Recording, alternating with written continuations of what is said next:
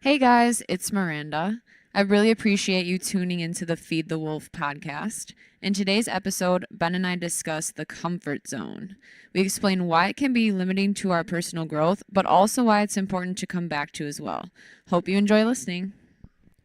Hello, everyone. Welcome back to the Feed the Wolf podcast.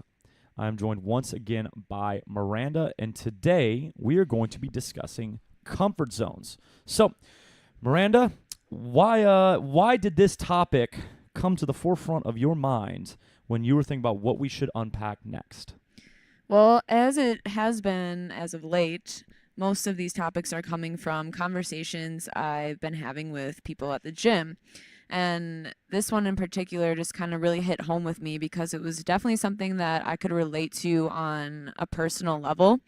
Basically, what the situation was that this individual was having an internal struggle because he had this opportunity.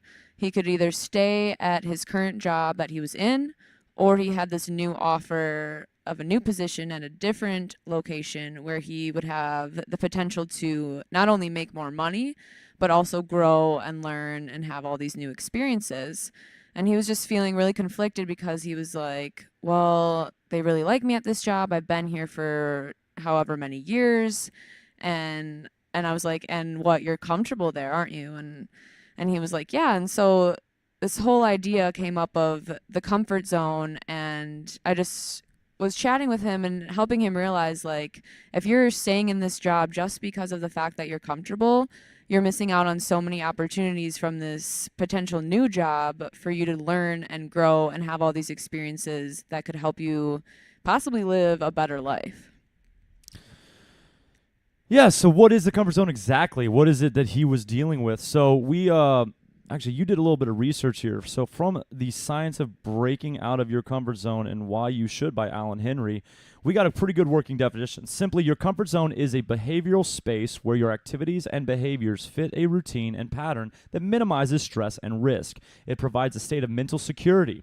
You benefit in obvious ways: regular happiness, low anxiety, and reduced stress. So, what we're going to unpack in the following conversation is going to be the comfort zone and really all the nuance to it. So, comfort zones, the way we're going to refer to it, the way that you kind of referred to it in that conversation, we're going to really be leaning on kind of the negative side, the inhibiting factors, the things that prevent us from, once again, fulfilling our potential. But we will touch on why comfort zones exist and also the positive aspects of it, because we do need them. It exists for a reason. What does this look like in other ways? Like, how can this manifest itself, or how can I maybe catch myself residing in that comfort zone a little bit too much?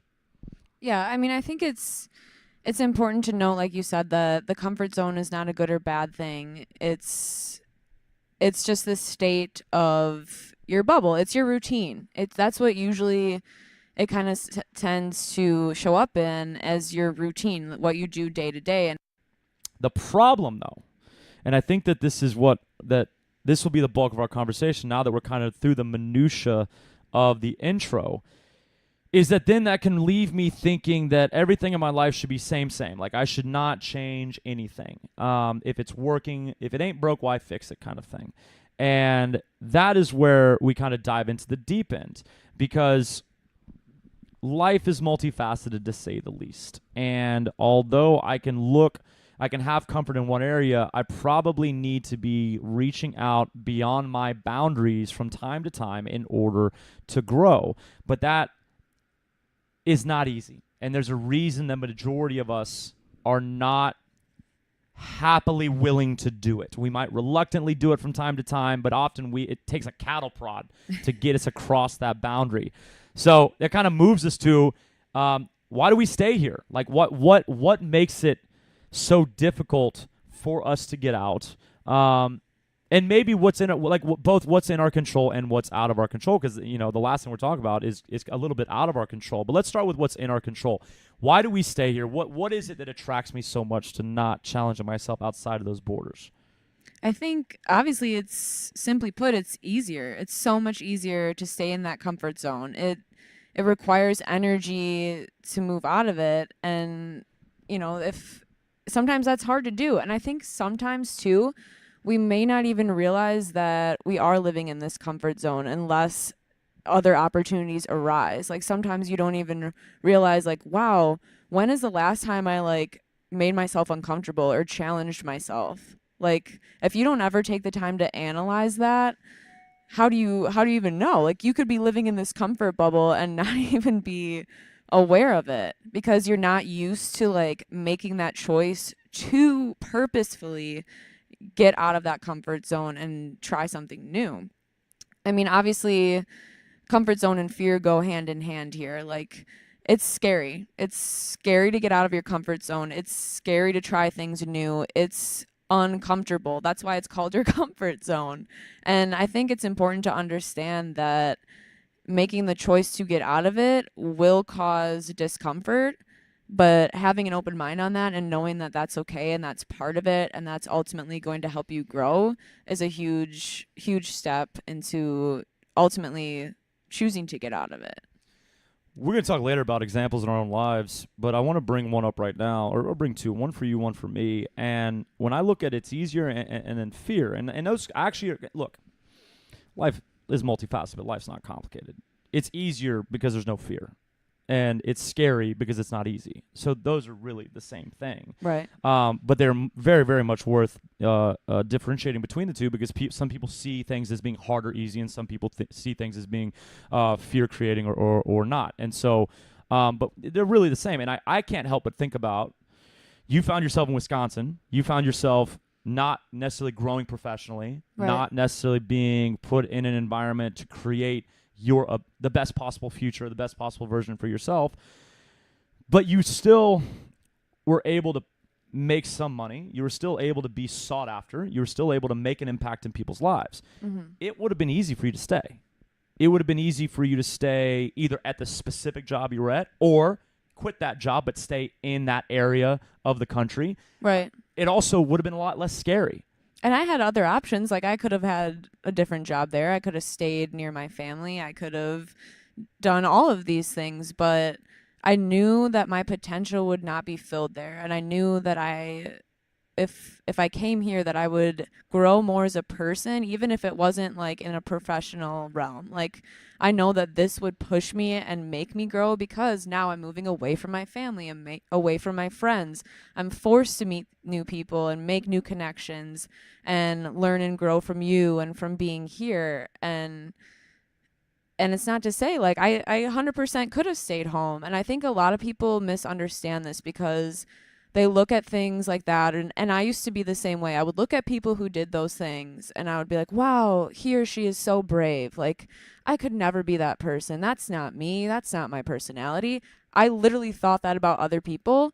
And now it's kind of like, wait, I'm the person doing that. Like, people are saying that to me, like, wow, you moved down here? Like, that was so brave. And I was like, yes and no. Like, realize that this move scared the shit out of me, and I'm still struggling with some of that, but I knew that I was not going to reach my potential staying home. I wasn't going to grow, and so I actually actively chose. I'm like, okay, what scares me more? And I ended up picking the one that scared me the most because I knew that would ultimately help me grow the most. I think that it's the strength that it took to make the choice to follow through with it. Making the choice is one thing, but to follow through with it, to get down here, and you've been working so hard and staying committed to what you came down here to do. I think that you've benefited tremendously, and you will continue. But as you said, so you made the actual event of you moving already took place. Took place what, 2 months ago? Yeah, about a month and a half. About a month and a half ago. Okay. But there's still things you have to deal with. There's still consequences to it. Like, it's not to say that we're going to get outside of our comfort zone. We're rewarded immediately for it. Mm-hmm. As we'll touch later, growth requires struggle. And so for me, one that kind of is opposite of what people assume. So the business I own a CrossFit affiliate, and it's fortunate where Miranda and I are able to work with so many people along with Joelle. And I've owned this particular gym for 4 years. I've been in the management ownership game for about 8 or 9 years now. And about 2 years ago, I was evicted from my apartment because the business wasn't doing well and I couldn't pay my rent. I paid my coaches first, and so my money was second, and that meant didn't have money for rent. And so I moved into the gym. I lived here 15 months, and I probably should have moved out about 9 months in, but it was comfortable for me, and it scared me to move out. It up front scared me to move out because I knew that if I moved out, I had to be damn good at my business. Right. If I moved out, I was going to be taking that rent money again. I was going to have to pay myself the rent money so I could pay my rent, and that meant I had to be exceptional at work, and my team had to be exceptional because we couldn't lose anybody now. Mm-hmm. Now the standards were higher, and so I put it off, and I put it off, and I put it off. The moment I moved out scared the hell out of me. The first month I lived in that apartment bothered me because I didn't like that I had to drive to work, that I couldn't just be there. I didn't like that I had to, the first time paying rent, hadn't paid rent in a while. That was weird, okay? Like that was money leaving my account that I had to sign for myself. I had to pay myself up front at the beginning of the month because that's when I had to pay rent. It was all very, very uncomfortable. But as a result of moving out, I've been able to find more peace of mind. I've been able to be a more effective coach. Things have improved because I decided to get outside my comfort zone. And I had a lot of people help me do that. And so I always want to make sure we're dropping in examples from our own life, and I think those two fit really, really well. So we've talked about the fear. We talked about because it's easier. There is something that's out of our control, though, and it comes from a field of science that is getting more credit, and that's evolutionary psychology. We have to keep in mind that just 100 years ago, before abundancy, like before we had everything we needed, maybe we'll say 200 to be safe, when you were living on the plains but you had a log cabin, you couldn't risk things. Because if you risk things, like if you went, instead of getting the little bit of food you could for sure find here, you were going to go to the place that maybe there was more. Well, if you missed the place there was the sure thing and you gambled and you didn't find any and you lost the sure thing, you were dead. Right. It wasn't just like you were like, oh, down on my luck. You were dead. Dead, death, dead. You weren't able to repopulate the earth. You weren't able to spread your seed. You weren't able to do anything. You were dead. And so we've evolved, like, and it's the quote I read is basically like you can take the man out of the Stone Age, but you can't take the Stone Age out of the man. Mm-hmm. We evolved. We are still wired the same way we were wired thousands of years ago. It's still in us. And so we have to keep that in mind. This comfort zone, it allowed us to survive. When we operate within the sure thing, when we didn't step outside the boundaries of our village, when we didn't go into the wilderness without help, we were increasing our chances of staying alive for another day. We could then raise our children or have our children. We could then, live to fight another day to protect our village. But if we were doing too many risky things, we were surely going to die. Lifespans were already very, very short. So we evolved from seeking safety because that's what allowed us to continue to exist. So it's important to make a note of that because when you don't know as much about the challenge as possible, it's even harder to then take action. So when you feel an inexplicable desire to stay safe, I don't think you should give yourself a hard time about it. Right. Yes, Know that it's natural. Yeah. That's it. It's not your fault that you gravitate towards safety, but it might be your fault that you never take the step away from it. Right. I think the comfort zone too, like if you're constantly living there, you're almost training yourself to settle for less. So you're just training that, oh, it's okay for me to just be here and be at this mediocre life instead of chasing after the life you truly desire that's going to help you feel the most fulfilled and give you your best life. I mean, if you're constantly stuck in the same routine, it's hard for you to create anything meaningful. And this comes from work and goes into any other aspect of your life as well. You become complacent, essentially. When the alternative to a mediocre life is death, mediocre life is just fine. Mm-hmm. But that's long been gone. If you take a shot at your dream job, what happens? You don't get it, and then you keep working your regular job. Yeah. That's not death. There's no risk. There's no real actual risk there, but we build it up to be a very risky venture. We can remember or give credit to evolving from people that had to be safe to survive, but we can also require of ourselves to acknowledge that the risks are not the same. Well, I think that's where you ask yourself, like, what's the worst that can happen? And that's what I literally asked myself about coming down here, because it's not like you just said, it's not like we're going to die anymore. That's not a thing. So the worst that can happen is usually that you go back to what you were doing before. It doesn't work out, it's worse. And that doesn't mean there's not a state of struggle in there. That doesn't mean, like you said, with me moving here, that it's not, you're going to be instantly rewarded. It's knowing that you're making a choice, an intentional decision to get out of the comfort zone. It's going to be uncomfortable. There will be struggle, and there may not be immediately a reward, but there may be one down the road. And the worst thing that can happen is you go back to the comfort bubble. You go back to what you were doing. Maybe you try something completely different. Like, the worst thing that can happen, remind yourself, it always works out. Life has a way of always working out. But if you're always in this bubble, how do you learn about yourself? How do you find your true passions? How do you share these gifts with the world that you may not even be aware you have if you don't try something new and learn about who you are? Absolutely. And so that kind of touches on why the comfort zone is not ideal, just to say the least. And so exactly as you just spoke to, how can you expect to grow or continue down the path of progress if you are living in fear or reluctant to take on new challenges? And you are not going to be able to fulfill your potential. You're not going to be able to discover your true self. And, something that we have down on our notes, the comfort zone can, when it's utilized in a negative way, it limits your growth, it prevents you from reaching your full potential, and it can often lead to an unfulfilled life, which is a real downer. Growing is moving, comfort isn't moving. And so kind of back to what we said a couple weeks ago, where you're either moving forward, you're going backwards. There's no neutral. But the reason there's no neutral is because that's you staying where you're comfortable. And that means that you're missing your opportunities to grow there. Mm-hmm. And the thing that I like to remember, really, anybody I speak to, and we've talked a lot about this, but whether it's athletes, whether it's clients, anytime that you're hoping for a better result, it requires stress, it requires struggle. Like, growth is pain. And think about as a kid, and I mean, growth spurts. You hurt. You literally hurt. Okay? And fun fact, when did you reach your max height?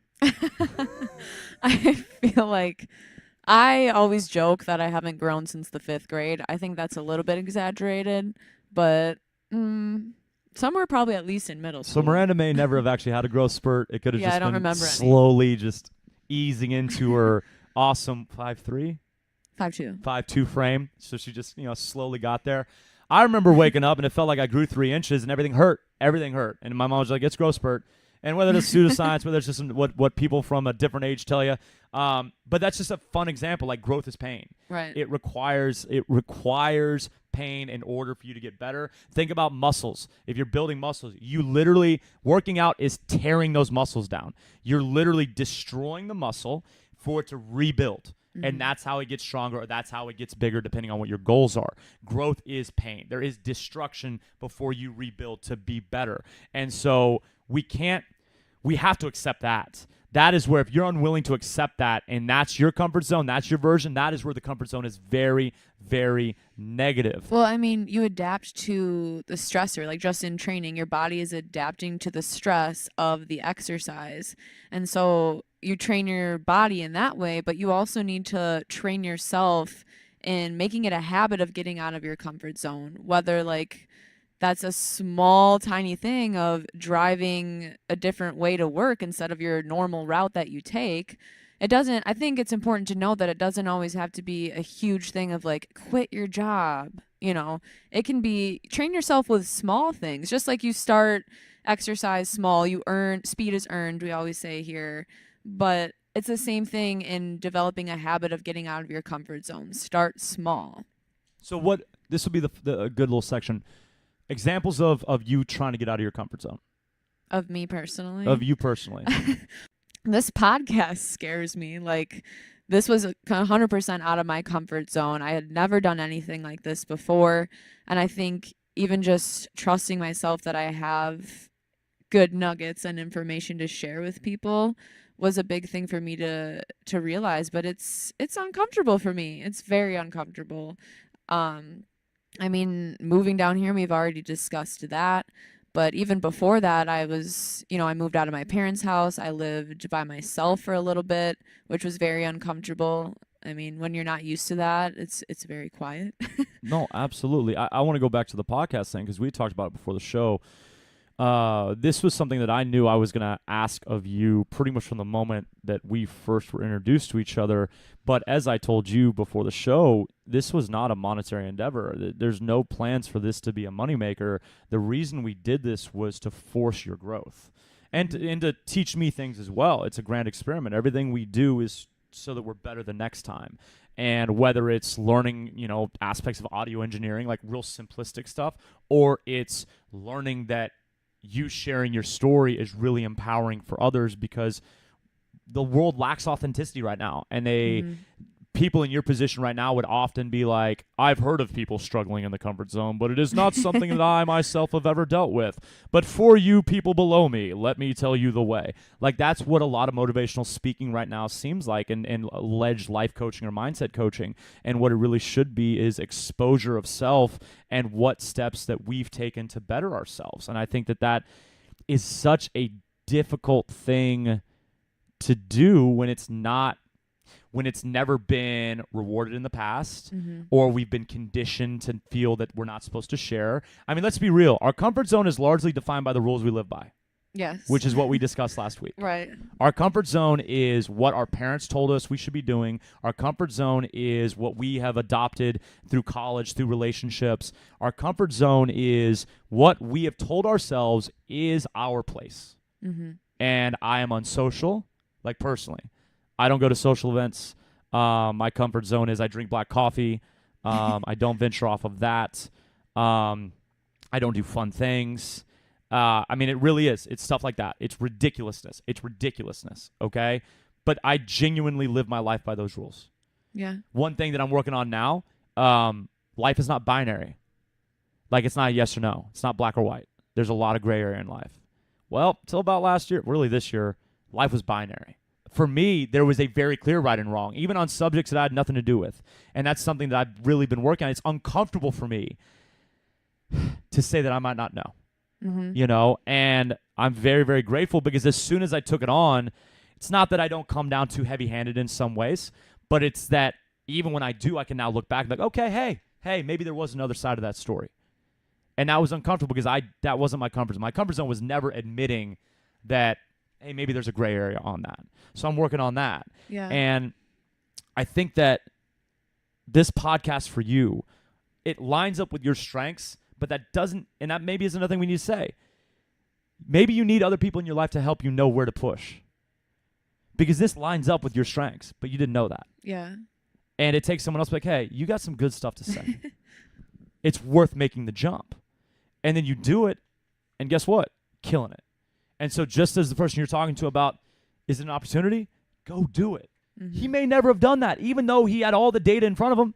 He knew it was a better opportunity. Well, yeah, and I think he just needed someone else to kind of reaffirm that or reassure him in that. And he ended up coming up to me the other day and was like, hey, I put in my 2 weeks. I'm going to take that opportunity. And I was like, good for you, man. Like, good for you, because even if it doesn't work out, there's always another option out there. There's always something else, whether it's a job or whatever it is. And there's always going to be something to come back to. And it's okay I think it's important to know that it's okay to come back to that comfort zone from time to time, because that ultimately is where you process your decisions. And it's okay. That's your home base to operate from. And it's okay to go back there, but it's also important to note that it is a choice and something that is an intentional decision to actively get out of that comfort zone from time to time. And it should be something that we start practicing and make a habit of, so that we're not training ourselves to settle for this mediocre life. Yeah, and for me there, and this can be the last example we use, but I know that I've been in multiple relationships, and I know it's over. But then tell me why we date for another year. And I knew it was over. Because you're comfortable. And you want to guess at how much better my life got in that year? Not very. It never got better. It got worse. And I think it's important to note, too, like especially with relationships or even in this job, that getting out of your comfort zone may hurt other people. Absolutely. but you have to do what's right for you and your life. And I think that's why we sometimes can stay comfortable too, is because like we don't want to make that decision because, oh no, that might hurt someone else's feelings or make that person uncomfortable. Well, quickly, it may on the surface hurt other people, but if you're at a job that you're not committed to, you're in a relationship that you're not committed to, you're already doing the damage. Yep. And now you're both going down. And you're not giving them a chance, whether it's the job to find the person that would fit that role better than you, the relationship, you're not giving him or her the chance to find a person that would believe in them or want them or desire them or care for them the way they should. My relationship still ended, but now we both wasted a year. Mm-hmm. You know? I stayed at the job for another year, but now someone could have been killing in that role, and I had no interest in killing it. So now I've heard and business is difficult because it's a corporation. You're like, it's not a human. But like, pretend it's a small business. Pretend you know the person that owns it. You weren't serving them well, you know? And now you haven't benefited either. Right. I mean, do you want to live a life of what ifs? What if I went for it? That's it. So that brings us to a really powerful quote here. And it's from, well, let's leave who it's from. Let's just read it because I think the gravity of it is great. So, you may be 38 years old, as I happen to be, and one day some great opportunity stands before you and calls you to stand up for some great principle, some great issue, some great cause, and you refuse to do it because you are afraid. Well, you may go on and live until you are 90, but you're just as dead at 38 as you would be at 90, and the cessation of breathing in your life is but the belated announcement of an earlier death of the spirit. That's Martin Luther King Jr. Mm-hmm. Now, let's not pretend that what that man was fighting for is the same as you having a mediocre job and maybe getting a better job. Okay? But the discussion on operating on your belief system versus shirking away from a challenge is still just as relevant. And at the end of the day, that is the truth. Joelle and I say it all the time. We're going to die soon. Life is going by way too fast. Mm-hmm. I am 33 years old. I remember, and I use the analogy of a car trip. My parents had, both sets of grandparents lived in San Antonio, Texas. Those not from Houston, San Antonio, Texas is a 3-hour drive down I-10. Simple 3-hour drive, but it's 3 hours. When I was 8 years old, that was the longest drive of my life. Longest. Forever. Schulenburg, which is an hour and a half in, halfway, McDonald's. Oh my gosh, couldn't get there soon enough. Forever. You and I could get to San Antonio without stopping talking. Mm-hmm. Like without a break in discussion. And it would go by in a blink. 3 hours in a blink. It will be nighttime soon. And it is currently 10 a.m. And I can already tell you that I'm going to feel like I'm climbing in bed very shortly. Right. Life goes by quick, and as you age, it goes by faster because your frame of reference changes. When you're young, you don't have that many days, so you're not used to it. When you're 33, you've had a lot of days. They go by very fast because they're all ordinary kind of thing. So if life is going to be taken from us very, very quickly, we have to take these steps. Or else we're going to be caught at the end at 90 when it's appropriate time to die, and we're going to be like, where'd it go? Where's that meaning? You get one shot. Right. And I don't care about your belief system. There's no reason to discredit belief system. It doesn't matter if you have a life after this life. You get one shot here. That's it. And so if all you need to do is have an uncomfortable conversation, if all you need to do is take a chance, man, isn't it worth it? Because even if it fails, you're dead anyways. Mm-hmm. It's all over so quick. So why not make the jump? You don't know unless you try, right? Absolutely. So Miranda, now that we've gotten the heavy out of the way, what can I do? I think there's lots of different things that you can do to get out of your comfort zone. And again, the big thing here is kind of just making it a habit. So you can always, I say, start with small steps. It doesn't have to be quit the job right away. It can be little everyday things. Like we already mentioned, take a different way to work.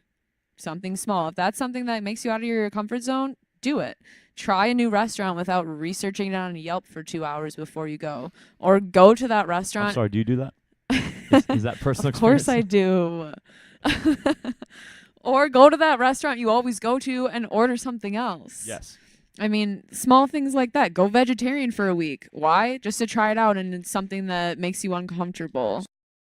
I think another thing you can do as well to kind of get into the habit of this or start tackling this a bit is identify some of the things that are fears for you and start facing them. Or even like something as small as making a procrastination list, so things that you've been putting off for some time, and try to do one small thing on the list to just start yourself. So even if it's something as simple as like cleaning the bathroom, usually if it's something that you've been putting off for a while, it's something you resist or something that makes you uncomfortable. And I think this one can be a little bit interesting as well, but like, so you and I are very different in this, in that I take time to make a lot of my decisions. I'm very planned, very thought out, whereas you more of make snap decisions and then kind of think about it later. And this is where it can depend on the person. So you versus me, very opposite on that. But sometimes slowing down to think things through can actually make you uncomfortable. And to just think about it and not react is something like, whereas for me, if I always think about it, maybe making a snap decision every now and then just to get things rolling can be a step that I could take. Yeah, I like that a lot. I like that a lot. The one before the make procrastination list, I love that. And what I find is when you write your stressors down, write that thing that's hanging over your head down, and you just jot down like the first step you'd have to take. One, it's usually not that big of a step. Right. Like you go, oh, that's all I have to do? Oh, I can do that. But it's when you look at the whole shebang that you get intimidated. Mm-hmm. I've got to change my whole life. It's like, actually, you need to talk to this person first, or you need to send this email first, or you need to check to see if there's a lease available for you. Like usually the things that overwhelm us, the things that seem like they would take us way outside of ourselves that we couldn't possibly handle, they start with the most incremental step that all of us can handle. And then you start that down that path, you go, oh, I can do this. Right. And so if you make that list, it's so helpful because, one, as we've said in almost every podcast, writing anything down is so beneficial. Mm-hmm. You get it out of your mind, and once you see it on paper, you go, there's the simplicity of it. And then, two, you take it a step further and go, what is the first step? Just the first step. Don't write 10 steps. Don't write 20 steps. What's the first thing I'd have to do to begin this process? Oh, I want to travel the world. What's the first step? I need to buy a plane ticket. I can buy a plane ticket. You can buy a plane ticket right now. Mm-hmm. And then maybe if nothing else, you'll come up against the real fear. Right. Wait, if I can buy a plane ticket, then why don't I do it? Oh, I don't want to do it. Or, oh, I'm scared. And then you can address that. And maybe you never go. Maybe you don't. But at least you now are honest with yourself and more aware of what you're dealing with. Right. So I think that list, that procrastination list, is really, really beneficial. I love that you have the try new things. You have down at the bottom here on our notes, learn a new skill, learn a new language, connect with people who inspire you. That's another just ask. Like, yeah. It's scary to ask, but just ask. Like, why not take a shot? Yeah. I mean, if that conversation wasn't brought up to me, maybe he wouldn't be doing what he's doing now, but he was able to connect with me and share that with me, and now he's making the change. That's it. Travel, volunteering gets you outside yourself. I think that's really beneficial outside your comfort zone for sure, because you're dealing with other people's things that you yourself don't deal with regularly, and that can be very eye-opening, very educational, but very, very powerful for both you and the people you work with, people you help. And so I think volunteering is a great way to battle the negatives of the comfort zone. And then, kind of to sum it up, the making a habit of it. Like, look for those opportunities. Look for those opportunities to take a chance. Look for those opportunities. But we wanted to talk about, and this didn't end up getting put in the notes, but that it's not just about taking risks. Like, taking risks for risk's sake. So, if you're like, okay, I need to travel, and so then you're never here, you're never working because you're always traveling. Well, congratulations, Miranda. You've overcome your comfort zone about getting out, and now you're just mailing it in everywhere else in your life. Like, that's not what we're talking about here, because I know plenty of people that do things that would be considered outside their comfort zone quite a bit, and when I worked with them, they weren't effective humans. Mm-hmm. And so there is a need for intentional use of this. And I use the example of like being social. I don't like being social, but I know I need to be. I get a lot of meaning from being social. And when I go into a great situation where I'm speaking to, and by social, I'm literally talking about a group of 2 or more. Okay? Let's be very clear. I consider social anytime I'm sitting with 2 or more of y'all. Okay? But man, some of the greatest meaning I get in my days is from those conversations or from those experiences with those people. However, if I'm not intentional about it, we say it in the gym a lot, no wasted energy, no wasted reps. If I know that you and your friends are going out to the bar tonight, and I know that it's not likely the environment where I'm going to have meaningful conversation, there's no new experiences for me, Y'all are going to have fun. Good for y'all. This isn't to belittle the experience y'all are going to have. But for me, I don't drink, so bar's not necessarily great. I don't have a problem being in a bar, but like it's not my entertainment. You guys can be drinking. You guys are not focused on maybe productive stuff. You're just there to relax. It's maybe not a great use of my energy to go be a part of that. I don't get to really check the box of being social because I'm probably going to go and end up not getting what I'm looking for or needing, and I'm going to come back, and that might cause me to stay even deeper in my comfort zone. So you do have to be intentional about where you use this. And I think that's really important, mainly because I have done that. But it also leads to what you said. You have to be open-minded. Right.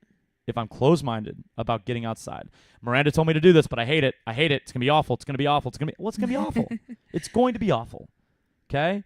So you have to have an open mind. Yeah. So intentional use of risk, but also be open-minded, be open to the experience, because the action itself is not the point. The journey's the reward. So let's just say that every week. Right. So it is the experience that's the point, not the step itself. So you have to be open-minded with it as well. And you can learn from the experience either way. Absolutely. Even if it is a negative experience, it's okay. Like, be proud of yourself that you stepped out of it and you took that step. You got out of the comfort zone. Okay, now you know that for next time. Like, open-minded and intentional doesn't mean it'll be great. right. I can still swing and miss on a social outing, even though I was pretty sure you people were awesome. Mm-hmm. Whoops, wrong. Or the environment, or we were at the rodeo and not a great place for it, whatever. Or it was just a rough day. Like, yeah, absolutely. It doesn't mean it's guaranteed, mm-hmm. and that's okay, but you can learn. So open-minded and intent do not mean it's guaranteed to work. But life is about that journey. Life is about learning from every step. So, final thoughts.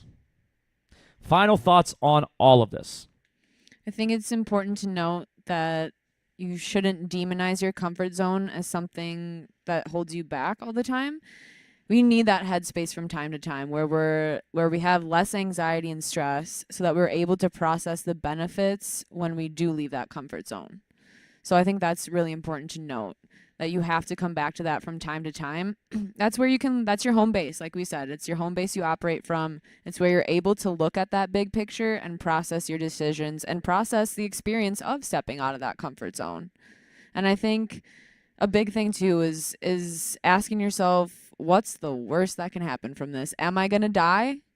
No, I'm not going to die. So remind yourself that things always have a way of working out, and I can always come back to what I was doing before or go down a completely different path as well.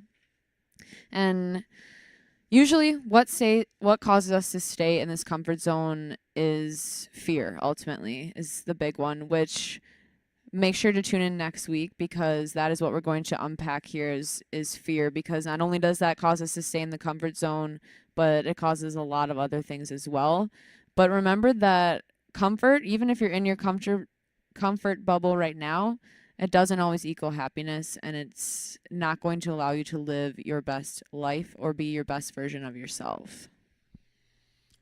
Growth requires struggle, okay? So, but I was going to point out that without somewhere to find comfort, you cannot recover from those opportunities to grow. Just as when we train, we tear the muscle down, you got to take time off for the muscle to rebuild. Mm-hmm. The same goes for you, mentally, even physically, because stress is a physical curse as well. But you have to be able to come back to something and have that comfort.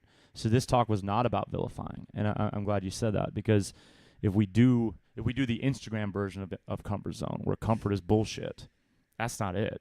Without ever having that opportunity to be comfortable, we can't recover, and we can't assess, as you said. So very well put. So yes, we are back next week with fear, all things fear. No, it'll be specific, and we will be more specific once we get to it.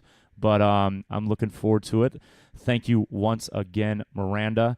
For those listening, thanks for listening again. Please subscribe to the podcast, like it, comment. We always want your feedback. We want to know what y'all are thinking. If there's topics y'all want to discuss, if you can get us in person, absolutely, let's have a chat. We'd love to chat with y'all. But if not, leave in the comments and just let us know, one, what you think about what we've already done, and two, what you would like to see in the future. Thanks, guys. Hope you have a great rest of your week.